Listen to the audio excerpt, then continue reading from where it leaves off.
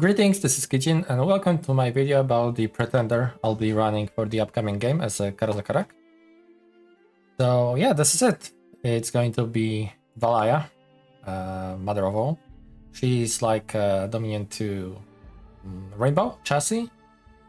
Slightly less efficient than stuff like Frostfather, but she's pretty nice, you know, has a bit extra hit points. The healer isn't as big of a deal because we have Priestesses, but she herself, you know, comes with that as well, with recuperation.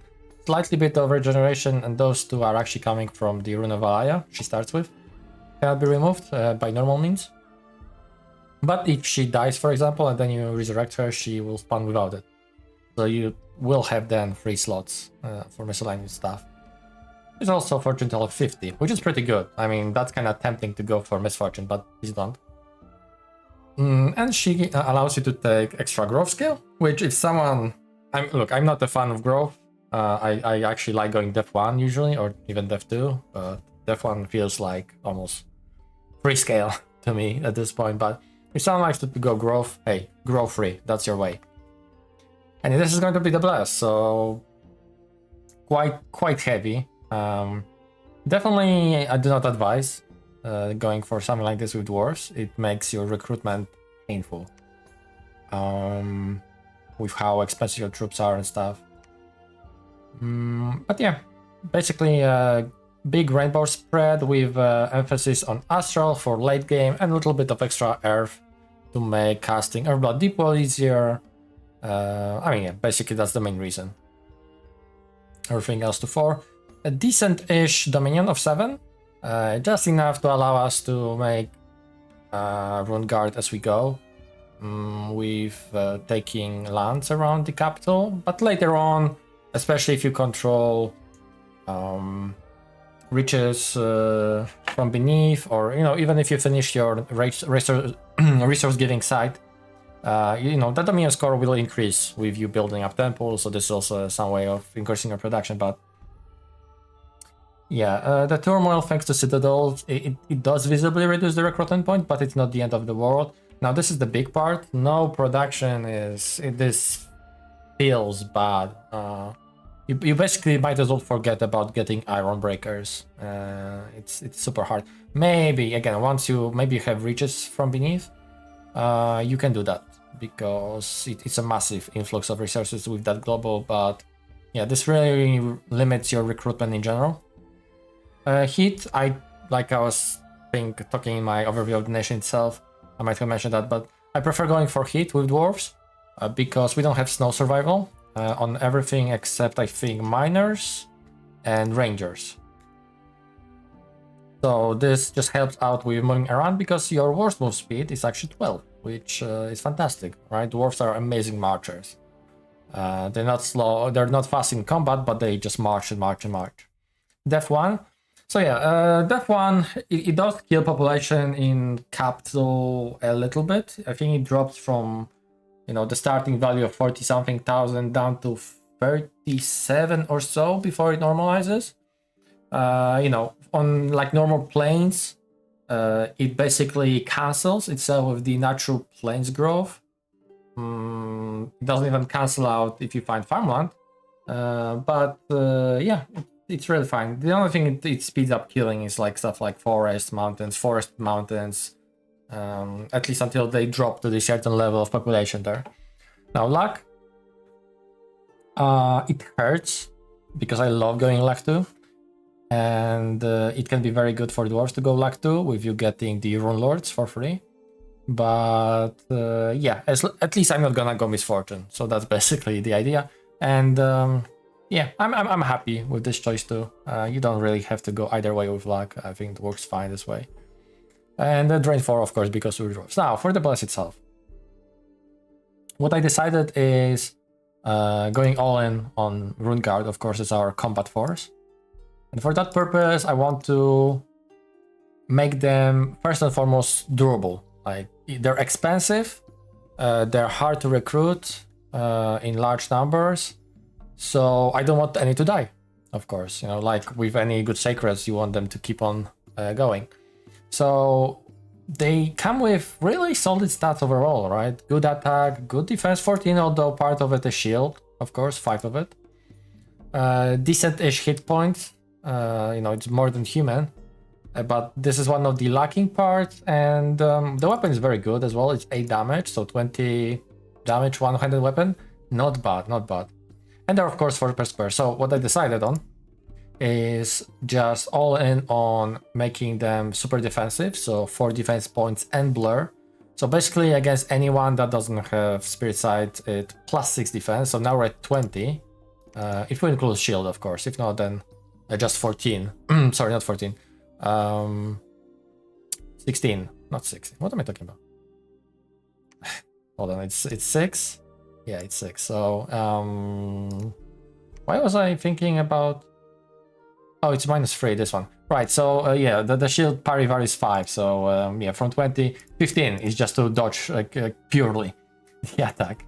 But with that comes heroism. And with 100% heroism, the first star is basically happens in 5 turns from doing nothing. If you go to combat, it instantaneously one star, or sometimes during the expansion you can, from the very first fight, you send your Runeguard into, they'll get 2 stars, right? So over the course of the game, you'll have a lot of 3 and even 4 stars. I mean, I had 5 stars, but 5 stars takes a really long time and a lot of combat to get there. But yeah, 3 to 4 stars is extra 3 or 4 attack, defense, morale. Morale is the big part because of fear effects. Precision doesn't matter, of course, for them. We get extra point of strength. We get extra hit points. So there's a lot of good stuff that heroism enables in reasonable way, because just the regular pace of getting experience isn't really for troops. It's for super combatants that take forever to kill the enemy army, maybe thugs. They just get to swing a lot of times farming that experience. The regular troops, sacreds, don't usually get to that point unless we take heroism. So yeah, those are the big 2 defensive parts of it, or 3 rather, of the blur. Then Blood Surge helps a little bit too. Again, this is gonna give +1 defense, but the big part is this drastically increases our killiness. 3 attack, 3 strength, and reinvigoration to keep on fighting. So we don't get low enough in fatigue where there are any crits. With increased chance against us, our stats don't go down that quickly. Enchanted Blood with Undying, I mean, this is just incredible combo for sacred such as this, where there are 4 guys per tile. This adds, I mean, honestly, I would probably, for the next time, even try to squeeze the 5th point, but 4 points is just, you know, the value, right? The last one you can drop if you're really short on the points. But yeah, it's +8, so our Runeguard are suddenly 22 hit points technically. So it's what? It's 32 hit points extra per square. And yeah, it pairs amazingly with the Enchanted Blood, because Enchanted Blood brings you back to life from going to negative hit points. Enchanted Blood helps with like poison effects, with bleeding. I mean, bleeding is also quite a big deal. You always hate to lose your stuff to random bleed happen. Low light vision, it's going to matter less for the upcoming game, because we have decided that no one is starting underground for the balance purposes, except that the nation such that can start with the underground will have entrance to caves closer than other nations by 1 province. So it's not like huge deal, but it is something, right? So there'll be a couple others besides it. Reinvigoration, again, this is to complement the Reinvig from the Blood Surge.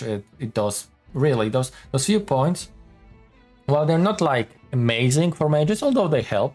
They're again mainly there for the troops, so they don't lose that. I'm not bothering with any resistances because, besides, of course, shock resistance. That was getting shock resistance. It's the nastiest damage source against our sacreds because it bypasses armor. The Runeguards also start with building Fire Res 5, and as the game goes on, we can cover both fire resistance and cold resistance pretty easily. We can also cover the shock, but generally you need much higher shock resistance values to prevent the shock damage than cold or fire. So yeah, this is a really strong package. Again, we're paying heavily for it with the scales. And yeah, but you know, as the game will go on, hopefully, I'll do well in it. I think this will scale amazingly. Because of course, you know, besides our Rune Guard, we have Valkyries, and Valkyries are 4 and 4 to recruit. It's not just capital. So this is also just amazing builds for them. It's the same type of troop, a shielded, one-handed weapon troop. They're less durable, less damaging, don't have magical weapons, but, you know, a little bit cheaper. But again, if you had unit like this with stats that you're gonna get from this, of course you'd be recruiting it, right? So yeah, Valkyries will be the main troop recruited from any other fort that's not our capital, while capital will be working just on Runeguard, obviously. And at the same time, this bless, it does add to our mages, increases their survivability. You know, again, with enchanted blood too, from various nonsensical effects that might happen. Blood Surge and Revigoration will still help a little bit with spellcasting. Blood Surge does trigger on the spell kills. And yeah, shock resistance, again. In case of some stray lightning bolt, the lower chance any of the sacred mages dies. So, and yeah, finally, heroism. Heroism also very big for researchers that are sacred. Since we go drain, obviously, and our mages themselves are not like particular efficient researchers. It's 150 gold for 9 research. It's really not good. In this case, it's what, 20 research for 610. So yeah, it's even worse. And you do basically rely on research as far as your runesmith apprentices and maybe, whoops, sorry, a little bit of priestesses. They can fortunately also research. That's like your value gold-wise research for research. The other options are runesmith, which are more of a recruitment point efficient, costing, you know, a whopping 300 for, you know, what, 14 points. I think it might jump to 15, right, with that extra path. Or 16. I never remember if extra point in Magic E gives +2. I think it's +2. So yeah, 16 in that case. But yeah, it's recruitment points efficient, and they're of course better in combat in general, but for the main bulk of researching, it's absolutely not sustainable with that cost. So yeah, and yeah, that's what I'm saying. The heroism comes in after just 5 turns. It's like +1 magic on your mages. And yeah, if you go to some war relatively early or mid-game, and you use a lot of mages, they will come out from it probably with like extra star or 2. You know, slap them back to research. Again, they're working like there was extra couple of points of magic scale. So yeah, that works pretty well. And yeah, for the goddess, I want her to be able to craft whatever I desire, to summon almost whatever I desire, and open up big plays with Astral for the late game, and herself be hard to magic duel if I decide to bring her into the combat. So that's the gist of it. Her name shall be Kizitsmith Demetrius Zeppelin, because the theme of the game is music, like bands and stuff like that. So yeah, that's what I went with at the moment. Anyways, that's going to be it, and I hope you will be enjoying this series that I'll start uploading soon after this video goes live. So yeah, bye bye.